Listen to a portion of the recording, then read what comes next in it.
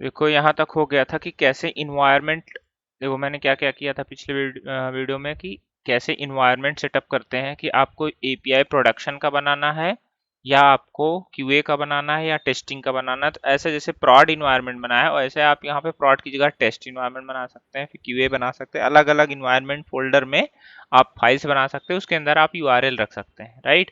तो इससे ओके क्या सर। होगा कि आप जब भी चेंज करने जाएंगे उस टाइम आप यूआरएल चेंज कर देंगे, जो भी सर्विसेज में अपने यूआरएल यूज करेंगे। यहाँ पे आपको सिर्फ ये इन्वायरमेंट चेंज करना है और ये चेंज कर देना है, तो आपका जो है बस एपीआई चेंज हो जाएगा। इसको इंपोर्ट कर लेंगे तो वो एपीआई आपकी कॉल हो जाएगी यहाँ पे। तो फिलहाल अच्छा, मैंने इसके लिए रजिस्टर्ड का, मतलब अलग अलग एनवायरनमेंट के लिए अलग अलग फाइल करना पड़ता है हाँ ना? अलग अलग फाइल बनाना पड़ेगा, जिससे क्या होगा कि आप जब जिस इन्वायरमेंट पे जाएंगे आप क्या करेंगे, उन फाइल्स के इंस्टेंस को यूज कर लेंगे और उनकी एपीआईज को यूज करेंगे। तो आपको बार बार एपीआई को चेंज नहीं करना पड़ेगा, राइट।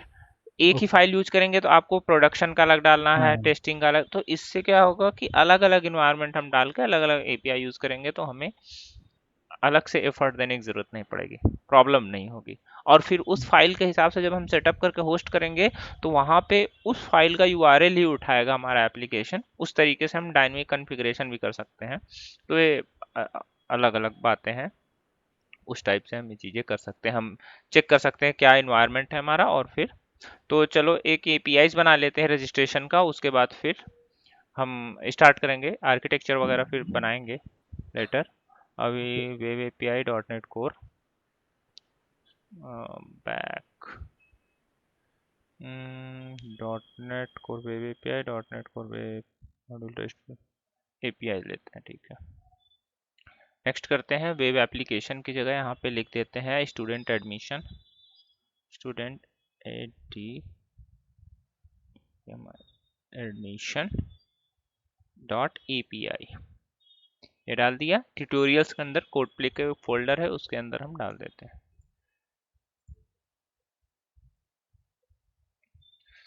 अब यहाँ पे ये कह रहा है कि आप डॉट नेट कोर कौन सा यूज करना चाहते हैं, 6, 7, ठीक है। अलग अलग तरीके से आप डॉट नेट कोर यूज कर सकते हैं यहाँ पे।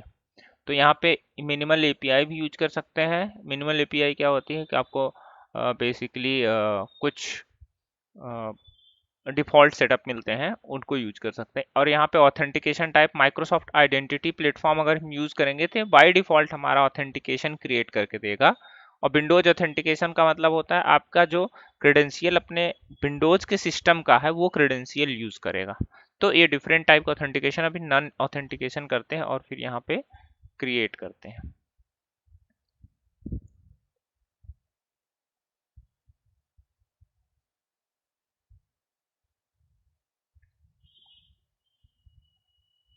तो बेसिकली ये क्रिएट कर लेते हैं एक बार एपीआईज।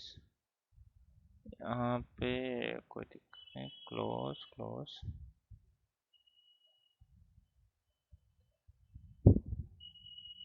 ठीक है, ये हमने एपीआईज बना ली। थोड़ा सा आर्किटेक्चर डिजाइन कर लेते हैं उसके बाद हम आगे इसमें बढ़ेंगे। तो एपीआईज हो गए सबसे पहले। अब इसमें अलग अलग कॉन्फ़िगरेशन लेबल हम यूज करेंगे। जैसे इस पे एक इसको कॉपी कर लेते हैं,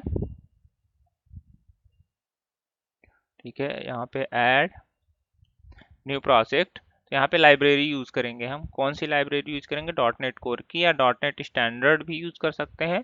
SP dot net core empty यहाँ पे ये भी यूज कर सकते हैं। ज़रूरी नहीं कि डॉट नेट कोर का ही यूज करें, बट यहाँ पे हम इसको यूज करेंगे। अ, ये ये class library dot net target dot net और डॉट नेट स्टैंडर्ड, ठीक। इस तरीके से हम इसको यूज करेंगे, चाहे ये भी यूज कर सकते हैं, कोई दिक्कत की बात नहीं है। अब यहाँ पे हम दे दी स्टूडेंट एपीआई ऑलरेडी प्रोजेक्ट है, यहाँ पे दे देते हैं हम डीटीओज, डीटीओ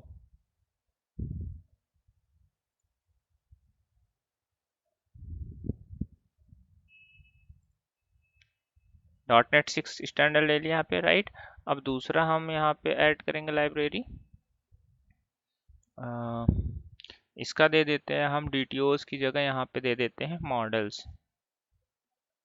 MODELS मॉडल्स।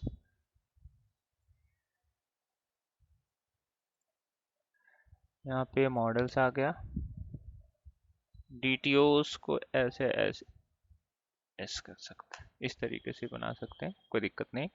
और डीटीओज हो गया, फिर न्यू प्रोजेक्ट, यहाँ पे लाइब्रेरी के अंदर आते हैं, मॉडल और डीटीओज हमारे पास हो गया, हमारे पास कॉन्फ़िगरेशन रख लेते हैं, कॉन्फ़िगरेशन।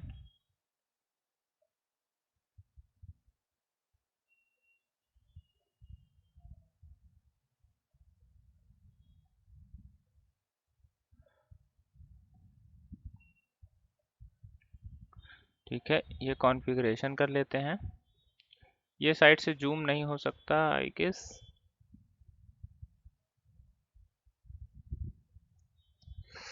बाकी ठीक है।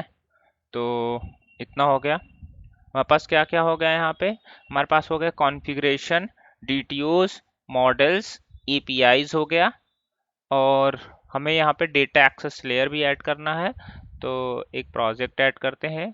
तो बेसिकली डेटा एक्सेस लेयर के लिए एक नया प्रोजेक्ट बना देते हैं यहाँ पे DAL डैल बना देते हैं, राइट। यहाँ पे एक डैल बना दिया, डेटा एक्सेस लेयर भी हो गया हमारा। तो आई गेस फिलहाल के लिए अभी इतने ही हम लेयर्स बनाते हैं, और आगे डिस्कस करेंगे जैसे जैसे हम कंटिन्यू करेंगे। तो सबसे पहले इन क्लासेस को डिलीट कर दो।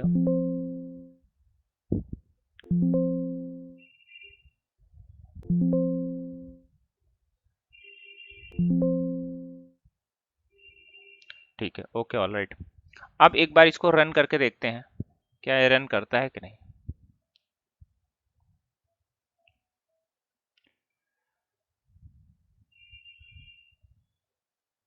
आप देख सकते हैं यहाँ पे ये रन कर रहा है एपीआई स्वैगर ऑटोमेटिक आ गया। मैं बताऊंगा स्वैगर कैसे आ गया। अब देखो स्वैगर में डेटा आ रहा है। ठीक है, मैं इसको क्लोज करता हूँ।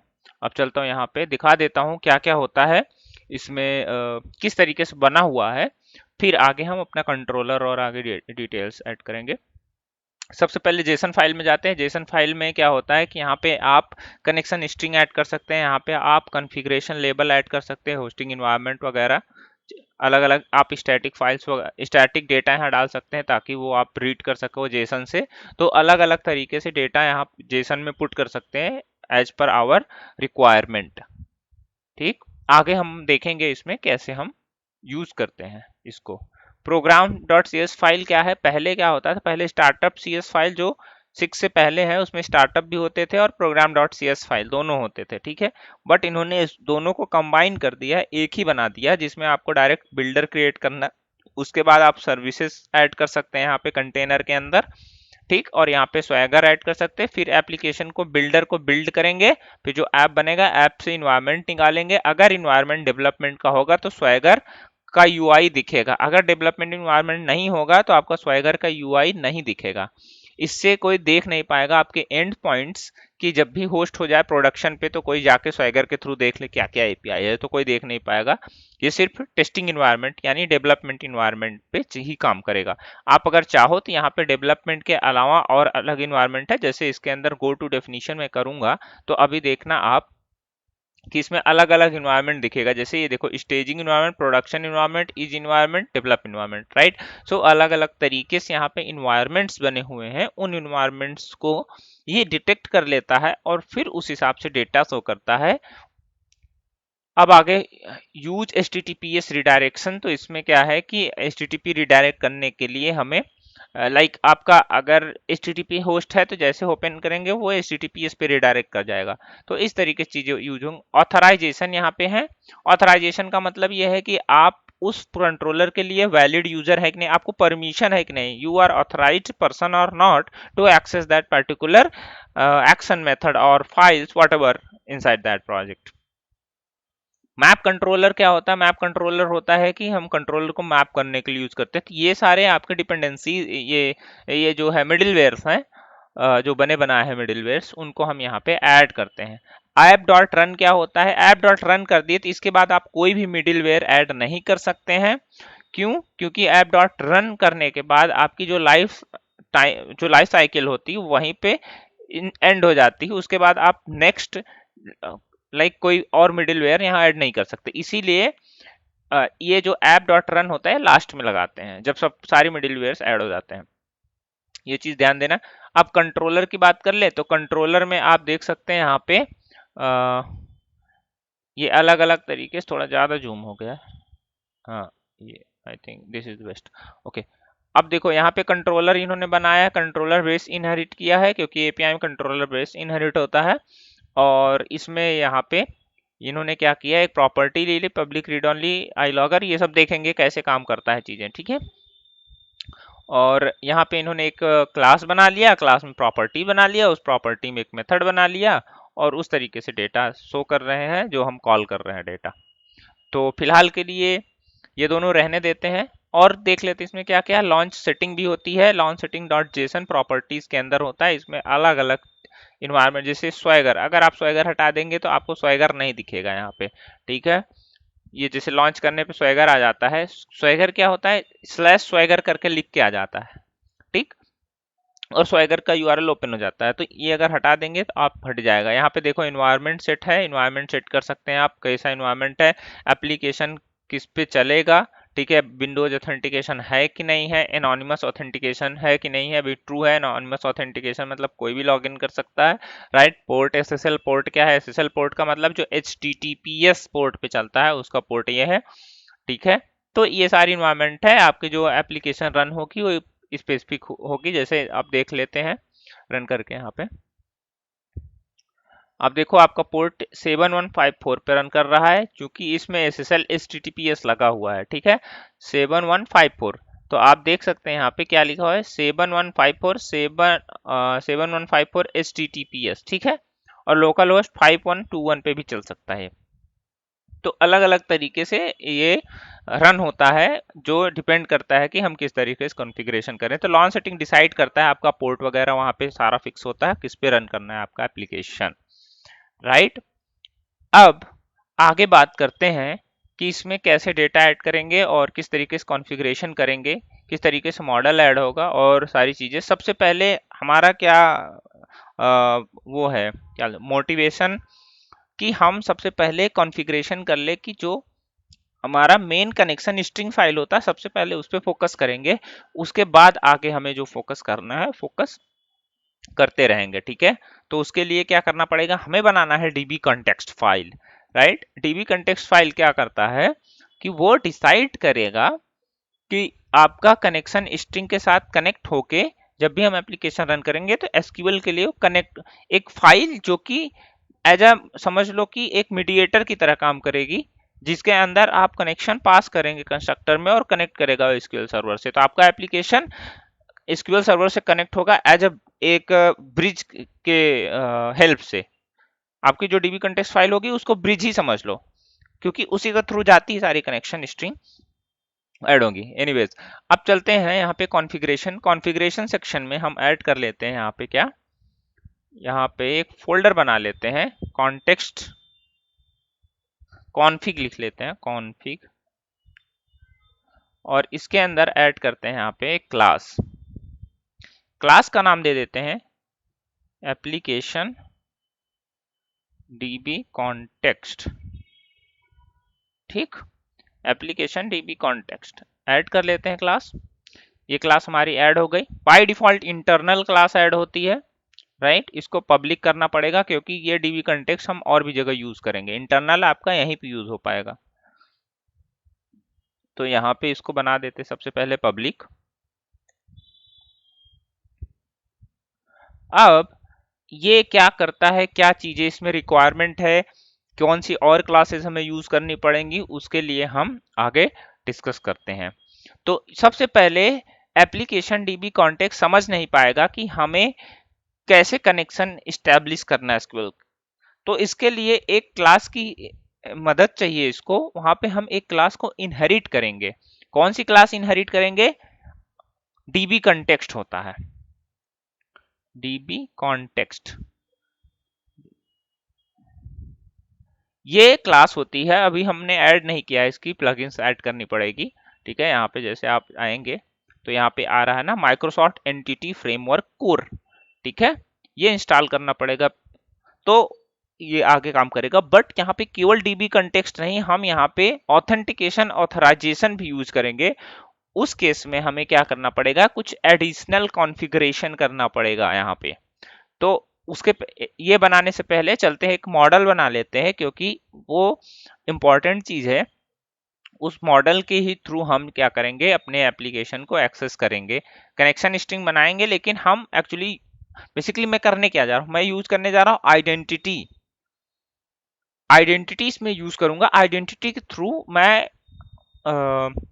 अपने एप्लीकेशन को कुछ सिक्योरिटी के लिए आइडेंटिटी यूज करूंगा। लाइक किस यूजर को क्या परमिशन है, कैसे ऑथेंटिकेट करना है, और भी सारे जो कि आइडेंटिटी मैनेजर मुझको मिलता है, माइक्रोसॉफ्ट प्रोवाइड करता है। ठीक है, तो वो फंक्शनैलिटी यहाँ पे यूज करेंगे। उसके लिए क्या करना पड़ेगा, सबसे पहले मॉडल पे चलते हैं।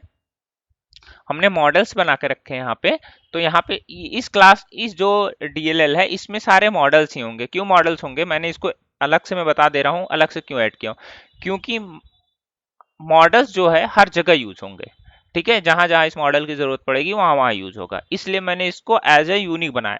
क्यों, क्योंकि कल चल के हम, अगर हमको यही मॉडल कहीं और प्रोजेक्ट में यूज करना है, तो यहाँ से उठा के लाइब्रेरी वहां पे जाके इंपोर्ट कर लें, तो सिंपल से हम यूज कर पाएंगे। लेकिन और भी चीजों के, अगर किसी, मान लो ये मॉडल को हम यहाँ भी रख सकते हैं, या मॉडल फोल्डर बना के रखती है, लेकिन फिर इस प्रोजेक्ट पे डिपेंडेंट हो जाएगा ये, राइट। अगर ये रहेगा तो ये आइसोलेट रहेगा, तो हम इसको मल्टीपल प्लेसेस पे भी यूज कर सकते हैं, राइट। तो इस तरीके से हम जो है लेयर्स को सेपरेट कर देते हैं। तो यहाँ पे एक क्लास ऐड करते हैं, यहाँ पे क्लास ऐड कर देते हैं क्या, एप्लीकेशन यूजर। एक यूजर बनाएंगे एप्लीकेशन यूजर, और फिर उसके बिहाफ पे काम करेंगे। देखना आप कैसे काम करते हैं। यहाँ इंटरनल क्लास बनकर इसको जरा पब्लिक बना देते हैं, क्योंकि ये मॉडल है, ठीक है, यूनिक है, इसको यूज करना है दूसरे एप्लीकेशन में भी, दूसरे लेयर्स में। तो इस वजह से इसको पब्लिक बनाना पड़ेगा, नहीं तो यूज नहीं कर पाएंगे अगर इंटरनल रहेगा। अब नेक्स्ट थॉट्स क्या आता है यहाँ पे, नेक्स्ट थॉट ये आता है कि इसमें कुछ प्रॉपर्टी हमें रखनी पड़ेगी। प्रॉपर्टी रख लेते हैं, जैसे प्रॉपर्टी रखने से पहले इसमें एक और क्लास हमें इनहेरिट करनी पड़ेगी, वो होती है आइडेंटिटी यूजर, क्योंकि आइडेंटिटी पे हम जा रहे हैं काम करने।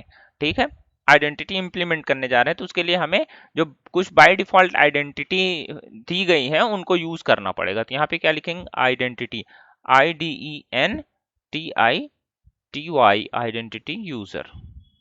ठीक, अब देखो आइडेंटिटी यूजर के लिए इस पे क्लिक करोगे आप, तो ये बोलेगा कि इसके प्लगइन्स को ऐड करो जिसमें ये हो। तो देखो दो चीजें हैं, कोर स्टोर और आइडेंटिटी ASP.NET फ्रेमवर्क। तो इसमें सबसे पहले क्या होगा, यहाँ पे एक तो चाहो तो ये यूज कर सकते हो माइक्रोसॉफ्ट आइडेंटिटी ASP.NET कोर, और दूसरा यूज कर सकते हो ये, अलग अलग यूज है। तो मैं कौन सा यूज करूंगा, या Microsoft extension identity store, find the latest version, और ये इंस्टॉल कर देगा अभी।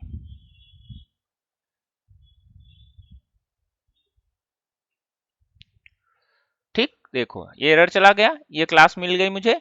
ये क्लास किसने बना के रखा है, Microsoft dot SP dot net code dot identity user, उसके अंदर ये क्लास है। ठीक, एक सेकंड।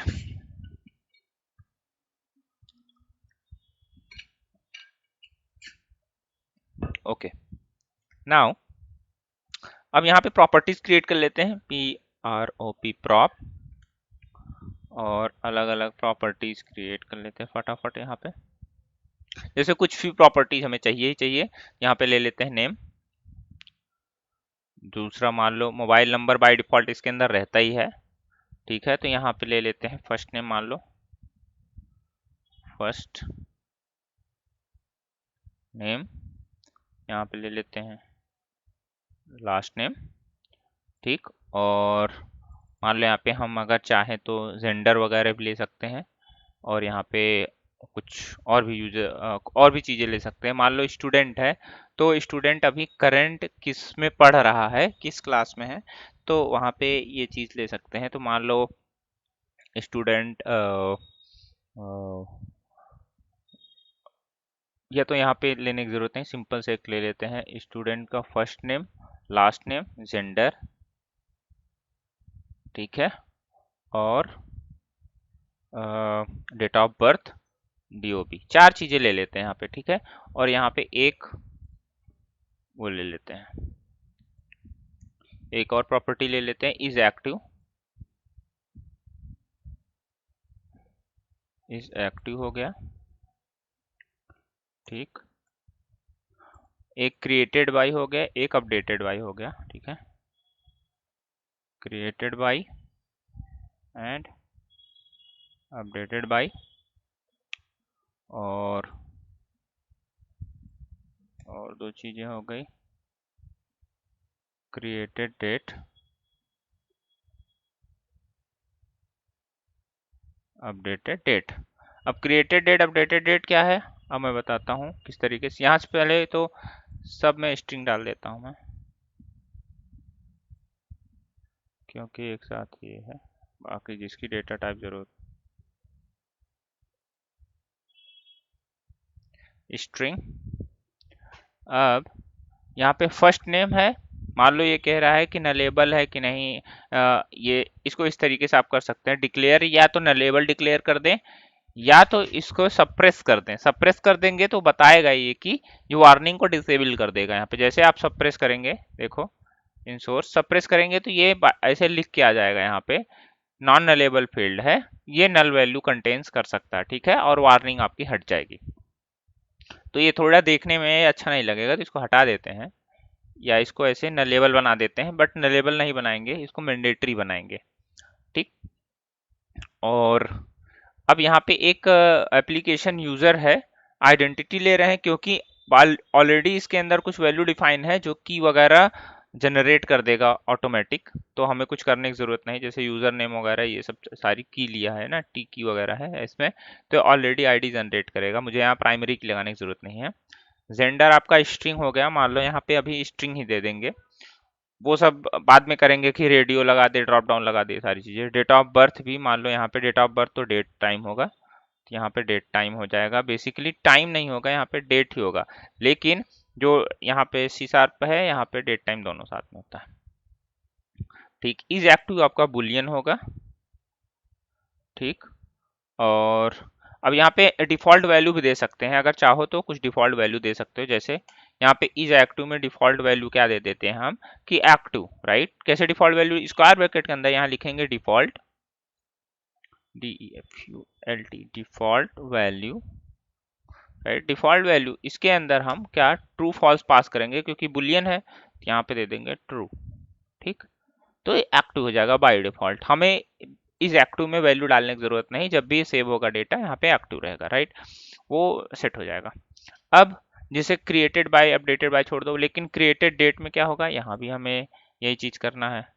तो यहाँ पे हम क्या कर देंगे, यहाँ पे डिफॉल्ट वैल्यू के अंदर हम लिख देंगे इसको इस तरीके से, फंक्शन है ये गेट डेट, ये एक फंक्शन है, इसीलिए हमें स्ट्रिंग के अंदर डालना पड़ रहा है यहाँ पर, ठीक है। तो गेट डेट फंक्शन कॉल होगा और ये क्या कर देगा, वैल्यू अपडेट कर देगा, बाय डिफॉल्ट इसके अंदर वैल्यू डाल देगा। ऑल राइट, इतनी सारी चीजें हो गई हम यहाँ पे। अब चलते हैं अपने प्रीवियस लोकेशन पे, चाहो तो इन सबको हटा दो, क्योंकि यहाँ इन सब की जरूरत नहीं है, राइट। जो चीज की जरूरत है केवल वही चीज हमें यूज करनी चाहिए। अब आते हैं यहाँ पे डीबी कॉन्टेक्स्ट, ठीक। तो अब एप्लीकेशन यूजर बना लिए, तो यहाँ पे क्या लिखेंगे, अब यहाँ पे आएगा ये identity, identity identity dB context, और इसके अंदर हम डालेंगे एप्लीकेशन, PLICATION एप्लीकेशन यूजर, ठीक। और इसको कर देते हैं ऐड। अब मॉडल का रेफरेंस यहाँ ऐड होगा, राइट, मॉडल्स का, तो इसमें जो क्लासेज है वो यहाँ यूज हो जाएंगे। लेकिन आइडेंटिटी डीबी कॉन्टेक्स्ट कह रहा है नहीं, मैं तो नहीं पा रहा हूँ, मुझे जो चीज यूज करना है, तो आपको यहाँ पे ये यूज करना है, फाइंड लेटेस्ट माइक्रोसॉफ्ट ASP.NET को आइडेंटिटी एंटिटी फ्रेमवर्क, ये चीज यूज करेंगे तो आपको यहाँ पे इंस्टॉल हो गए। बट देखो अगर कोई एरर आए या कुछ आए तो चीजें देखेंगे, इसमें ये एरर आ रहा है, ये कह रहा है installing ASP.NET package restore rolling back this, ये रोलिंग बैक ये इंस्टॉल क्यों नहीं कर पा रहा है? क्योंकि इसकी कुछ डिपेंडेंसी होगी, इस वजह से इंस्टॉल नहीं कर पा रहा। Microsoft ASP.NET core identity entity framework. और देखो नीचे वाले में क्या है, ASP.NET है केवल, ऊपर ASP.NET कोर है। तो इंस्टॉल विथ पैकेज मैनेजर। तो क्या होता है कि जब हम इसको यूज करते हैं तो कोई लेटेस्ट का वो डिपेंडेंसी आता है, ठीक है। इस वजह से हमें अपर का ना इंस्टॉल करके हमें लोअर का इंस्टॉल करना भी। जैसे लेटेस्ट हम नहीं, मान लो लेटेस्ट इंस्टॉल करोगे तो क्या करेगा, ये नहीं इंस्टॉल करने देगा। तो कुछ लोअर साइड का ले लेते हैं, 6 का ले लेते हैं, क्योंकि 6 में हो सकता है इंस्टॉल हो जाए। तो हमें ये वर्जन चेक करना ही पड़ेगा। ये वर्जन आप चेक नहीं करेंगे तो इंस्टॉल नहीं कर पाएंगे आप। ठीक, आते हैं अब और इसको ज़रा इंपोर्ट करते हैं, ऐड करो। ठीक है, तो ये आ गया। आई गेस आप लोगों को समझ में आ रहा है। ठीक है, अब यहाँ पे बनाते हैं कंस्ट्रक्टर। यहाँ पे लिखते हैं CTOR डबल टैप, कंस्ट्रक्टर बन गया। कंस्ट्रक्टर के अंदर वैल्यू डालेंगे, क्या हम वो वैल्यू डालेंगे जिसके थ्रू हमें कनेक्शन ऐड करना था। यहाँ पे लिखना पड़ेगा DB कॉन्टेक्स्ट। अब यहाँ पे DB कॉन्टेक्स्ट ऑप्शन का एक क्लास आएगी, उस क्लास को हम इसके कंस्ट्रक्टर में पास कर रहे हैं। किसके कंस्ट्रक्टर में? ये क्लास कंस्ट्रक्टर है, इसके अंदर DB कॉन्टेक्स्ट, बता देता हूँ फिर से क्या आप पास करेंगे, DB कॉन्टेक्स्ट ऑप्शंस। ठीक है, ऑप्शंस, ये दो चीजें हम यहाँ इसके अंदर पास कर देंगे, राइट। अब क्या होगा, पास तो कर रहे हैं लेकिन इसके पहले हम क्या पास कर रहे हैं, इसके पहले हम बेस के कंस्ट्रक्टर को कॉल करेंगे। तो यहाँ पे लिखेंगे बेस, और बेस के अंदर आप देखेंगे यहाँ पे मैं क्या पास कर रहा हूँ, ऑप्शंस। यही ऑप्शंस, ये क्या होगा, कंस्ट्रक्टर के अंदर हम ऑप्शंस पास कर रहे हैं। ये क्या हो, कैसे समझ में आ रहा है कि इसमें ये चीज पास कर रही है, आ कहां से रहा है, ये आएगा कहां जानते हैं? ये जब एसक्यूएल कनेक्शन को रजिस्टर करेंगे वहां से इसमें कनेक्शन ऑप्शन आएगा, कनेक्शन DB कंटेक्स्ट ऑप्शन को पास करेंगे और यही ऑप्शन हम बेस में पास करेंगे, मतलब इसके कंस्ट्रक्टर में यही ऑप्शन, तभी कनेक्शन स्टैब्लिश हो पाएगा, नहीं तो नहीं हो पाएगा। अब ये चीज यहाँ पे हमारा ऐड हो गया। अब जरा हम क्या करते हैं कि इतना होने के बाद अब चलते हैं हम मेन अपने इसमें APIs में। ठीक, APIs में आने के बाद यहाँ पे अब देखो हमें स्टार्टअप में भी करना पड़ेगा, क्योंकि बिना स्टार्टअप में की तो होगा ही नहीं। ठीक, तो उसके लिए हमें कुछ यहाँ पे और चीजें ऐड करनी पड़ेंगी। जैसे बोल रहा है ऐड सर्विसेज टू कंटेनर। ठीक, तो यहाँ पे हम ऐड करेंगे वो सर्विसेज और फिर हम माइग्रेशन चलाएंगे, तब देखना आप कैसे ऐड होगा। तो यहाँ पे क्या लिखना पड़ेगा, बिल्डर। ऊपर क्या है, वेरिएबल में बिल्डर आ गया, तो बिल्डर को कंटेनर पूरा आ गया है। अब इसमें ऐड करेंगे कंटेनर के अंदर, तो क्या लिखेंगे, builder dot services, builder dot services dot add DB। इसके बहुत सारे फंक्शन है, ठीक है, वो हमें यूज करने, add DB context, add DB context, right. अब यहाँ नहीं रहा, इसके लिए हमें क्या करना पड़ेगा,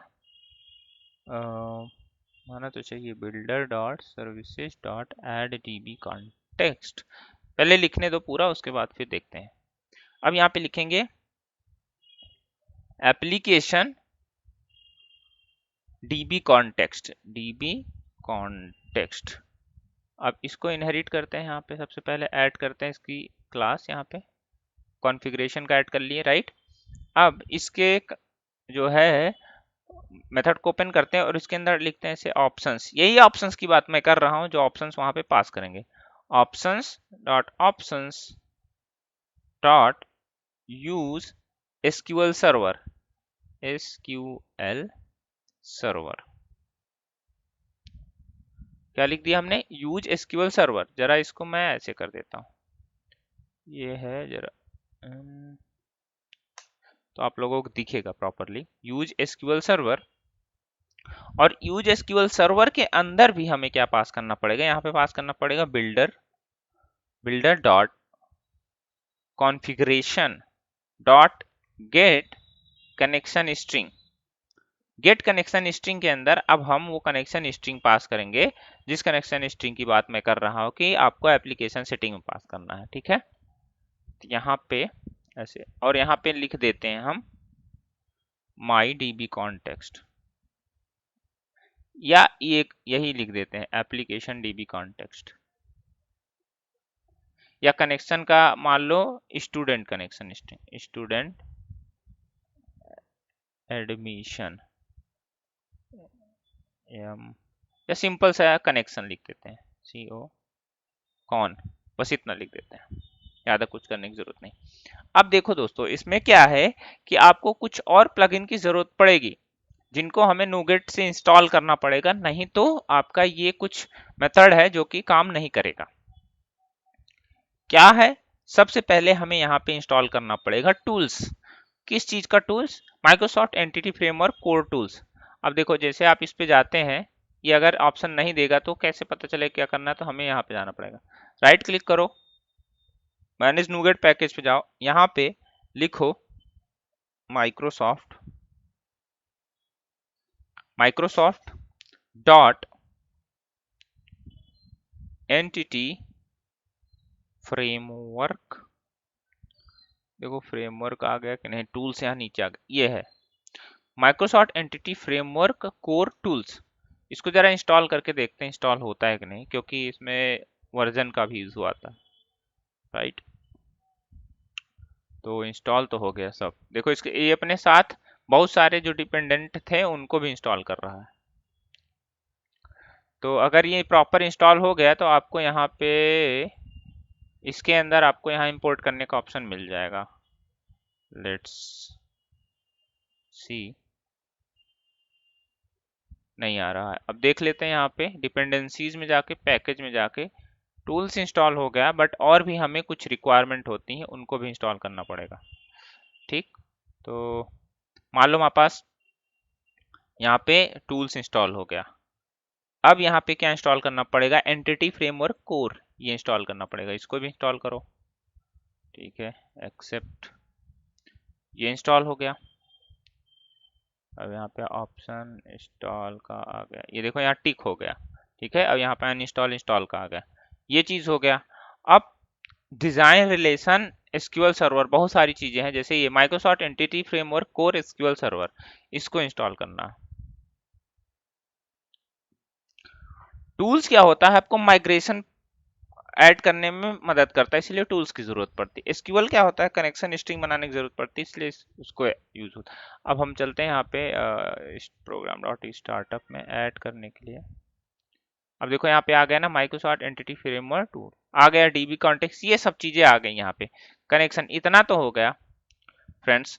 अब आगे क्या करना है? ऐप सेटिंग में भी कुछ हमें करना पड़ेगा, बिना ऐप सेटिंग के करने तो कुछ होगा ही नहीं। तो यहाँ पे हमें ऐड, जैसे ये हमने किया, अब यहाँ पे हम क्या करेंगे, एक डबल कोट्स के अंदर यहाँ पे कनेक्शन स्ट्रिंग सजेशन आ रहा है, कनेक्शन स्ट्रिंग। अब कनेक्शन स्ट्रिंग के अंदर हमें ये डालना पड़ेगा, फिर कोलन, यहाँ पे कनेक्शन स्ट्रिंग डालना पड़ेगा, तो यहाँ पे लिखना पड़ेगा data source, data source SOURCE equals to, अब यहाँ पे हमें वो एसक्यूएल का पास करना पड़ेगा, instance colon INTIAL initial catalogue CATALOG।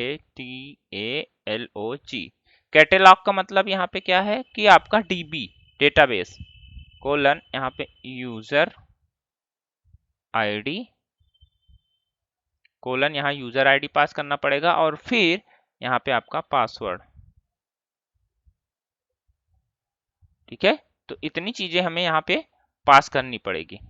और एक चीज और है, वो ये है यहाँ पे trust server certificate equal to true, ठीक, बस इतना पास करना है।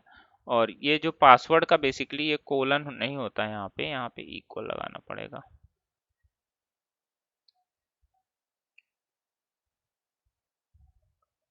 ठीक है। मैंने इक्वल लगाया था यहाँ पे, बट कोलन, आदत है कोलन लगाने की, ठीक है।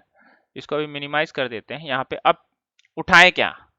सबसे पहले जाते हैं प्रोग्राम में, हमने क्या यूज किया, कॉन, कॉपी करो इसको, ले आओ यहाँ पे और यहाँ पे डाल दो इसको कॉन। डेटा सोर्स के लिए हम एसक्यूएल सर्वर में जाएंगे, यहाँ पे जाएंगे ये, और इसमें देख लेते हैं माई लॉगिन, ऐसे नहीं लग रहा है, देख लो ऑथेंटिकेशन, ऐसे तो मैंने क्या किया यहाँ पे,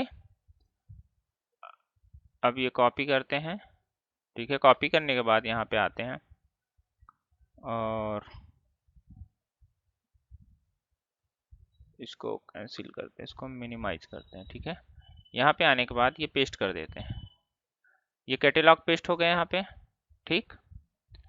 अब कैटेलॉग में मान लो मैंने कर दिया स्टूडेंट ADMISSION एडमिशन, डेटाबेस का नाम स्टूडेंट एडमिशन, यूजर आईडी ऐसे, पासवर्ड ऐसे @123, ठीक। इतना डाल दिया हमने। अब इसको कर दिया सेव। तो हमारा सारा कॉन्फ़िगरेशन डन है। अब चलते हैं माइग्रेशन की ओर। अगर माइग्रेशन सक्सेसफुली हो जाता है तो फिर आगे हम कुछ करके देखेंगे, अदरवाइज फिर नेक्स्ट क्लास में देखेंगे क्या इशू आ रहा है, इशू अगर आया तो सबसे पहले यहाँ पे चलेंगे पैकेज मैनेजर कंसोल पे। जैसा आप देख सकते हैं, तो पहले ये देखना है कि किस फाइल में हमारा एप्लीकेशन डीबी कॉन्टेक्स्ट है, किस लेयर में है, उसी को सिलेक्ट करना है, क्योंकि एप्लीकेशन डीबी लेयर से कॉन्फ़िगरेशन के अंदर है, ठीक है। कहाँ है, कॉन्फ़िगरेशन के अंदर। अब यहाँ पे लिखते हैं add hyphen migration space, migration का नाम मान लो मैं कह रहा हूँ init underscore first, FIR first migration, ठीक। अब देखते हैं क्या सक्सेसफुल होता है, क्या एरर आता है, कुछ आता है तो समझ में आएगा। सक्सेस हो गया बिल्ड, राइट। अब इसको देखते हैं क्या स्क्रिप्ट जनरेट कर पा रहा है। ये स्क्रिप्ट जनरेट कर दिया। कुछ बाय डिफॉल्ट आइडेंटिटी यूज कर रहे हैं, इसलिए आइडेंटिटी का पूरा टेबल जनरेट करके दे देगा यहाँ पे। अब क्या करना है हमें, सिंपल सा अपडेट हाइफन डेटाबेस इंटर मारते हैं, ये बिल्ड फेल्ड हो जाता है। क्यों, कुछ हो सकता है कि ये स्क्रिप्ट के अंदर कुछ एरर हो। बिल्ड फेल्ड क्यों हो गया, फिर से हम बिल्ड कर लेंगे एप्लीकेशन को, राइट, और देख लेंगे कहाँ पे बिल्ड आया, फेल्ड हुआ। ये एक्सटेंशन जो हमारा स्क्रिप्ट माइग्रेशन का जनरेट हुआ, इसमें एसक्यूएल सर्वर मॉडल एक्सटेंशन का कोई वो नहीं मिल रहा है, ठीक है। तो इसमें हमें ऐड करना पड़ेगा, इंस्टॉल क्या, माइक्रोसॉफ्ट एंटिटी फ्रेमवर्क कोर, इसमें भी यूज लोकल वर्जन कर लेंगे, ठीक है। तो हमने इंपोर्ट कर लिया। अब ये सारे एरर भाग जाएंगे, इन कोई दिक्कत नहीं होगी, ठीक। अब फिर जाते हैं हम यहाँ पे पैकेज मैनेजर कंसोल पे, फिर से चलाते हैं अपडेट डेटाबेस। अगर ये बिल्ड फील्ड नहीं हुआ तो अब ये सक्सेस हो जाएगा, डीबी में रिफ्लेक्ट कर जाएगा, फिर हम उस डेटाबेस को भी देख पाएंगे। ये क्या कह रहा है, इनिशियल, ओ मैंने यहाँ पे कुछ मिस्टेक कर दी ऐप सेटिंग्स में। तो यहाँ पे इनिशियल कैटेलॉग होता है, इनिशियल INITIAL, ठीक है। इस वजह से कह रहा है कीवर्ड नॉट सपोर्टेड। अपडेट फिर से चलाते हैं, फिर ट्राई करेगा अपडेट करने के लिए, और अगर सब कुछ सही रहा तो अपडेट कर देगा गाइस। तो अब यहाँ पे आते हैं और यहाँ पे रिफ्रेश करते हैं। यहाँ पे आप देखेंगे स्टूडेंट एडमिशन का आ गया और यहाँ पे टेबल्स क्रिएट हो गई बाय डिफॉल्ट, जो आइडेंटिटी प्रोवाइड करता है हमें, ठीक है। तो बेसिकली इतना हमारा आज का हो गया। फिर नेक्स्ट क्लास में कल मिलते हैं, इसमें आगे का प्रोसेस समझने के लिए कैसे आगे और भी चीजें ऐड करेंगे, राइट। तो thank you guys, thank you so much.